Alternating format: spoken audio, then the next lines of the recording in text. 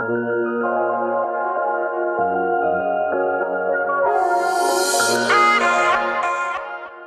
I'm Roy Wood Jr., and I'm going to be reading Teammates, How Two Men Changed the Face of Baseball by Peter Golenbock, and illustrations by Charles Bacon. Let's begin. Once upon a time in America, when automobiles were black and looked like tanks, and laundry was white and hung on clotheslines to dry, there were two wonderful baseball leagues that no longer exist. They were called the Negro Leagues. The Negro Leagues had extraordinary players and adoring fans who came to see them wherever they played. They were heroes, but players in the Negro Leagues didn't make much money and their lives on the road were hard. Laws against segregation didn't exist in the 1940s. In many places in this country, black people were not allowed to go to the same schools and churches as white people. They couldn't sit in the front of a bus or trolley car. They couldn't drink from the same drinking fountains that white people drank from. Back then, many hotels didn't rent rooms to black people, so the Negro League players slept in their cars. Many towns had no restaurants that would serve them, so they often had to eat meals that they could buy and carry with them. Life was very different for players in the Negro Leagues. Life was very different for players in the major leagues, They were the leagues for white players. Compared to the Negro League players, white players were very well paid. They stayed in good hotels and ate at fine restaurants. Their pictures were put on baseball cards, and the best players became famous all over the world. Many Americans knew that racial prejudice was wrong, but few dared to challenge openly the way things were. And many people were apathetic about racial problems. Some feared that it could be dangerous to object. Vigilante groups like the Ku Klux Klan reacted violently against those who tried to change the way blacks were treated. The general manager of the Brooklyn Dodgers baseball team was a man by the name of Branch Rickey. He was not afraid of change. He wanted to treat the Dodgers fans to the best players he could find, regardless of the color of their skin. He thought segregation was unfair and wanted to give everyone, regardless of race or creed, an opportunity to compete equally on ball fields across America. To do this, the Dodgers needed one special man. Branch Rickey launched a search for him. He was looking for a star player in the Negro Leagues who would be able to compete successfully despite threats on his life or attempts to injure him.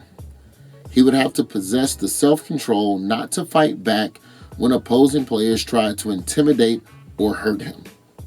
If this man disgraced himself on the field, Rickey knew his opponents would use it as an excuse to keep blacks out of the major leagues for many more years.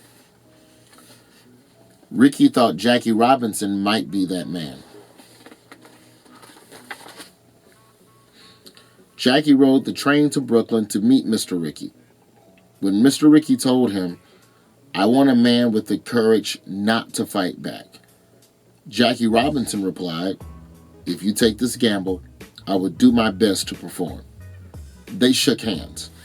Branch Rickey and Jackie Robinson were starting on what would be known in history as the Great Experiment. At spring training with the Dodgers, Jackie was mobbed by blacks, young and old, as if he were a savior. He was the first black player to try out for a major league team.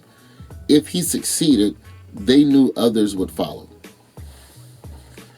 Initially, life with the Dodgers was for Jackie a series of humiliations. The players on his team who came from the South, men who had been taught to avoid black people since childhood, moved to another table whenever he sat down next to them. Many opposing players were cruel to him, calling him nasty names from the dugout. A few tried to hurt him with their spiked shoes. Pitchers aimed at his head, and he received threats on his life both from individuals and organizations like the Ku Klux Klan. Despite all the difficulties, Jackie Robinson didn't give up. He made the Brooklyn Dodgers team.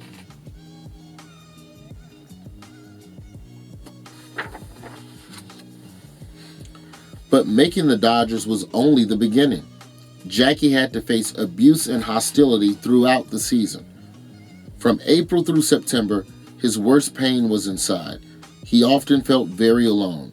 On the road, he had to live by himself because only the white players were allowed in the hotels in town where the team played.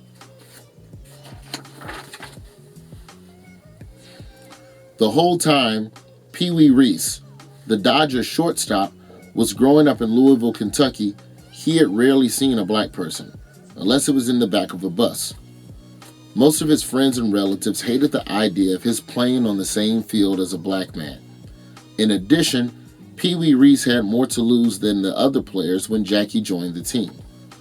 Jackie had been a shortstop, and everyone thought that Jackie would take Pee Wee's job. Lesser men might have felt anger towards Jackie, but Pee Wee felt different. He told himself, if he's good enough to take my job, he deserves it.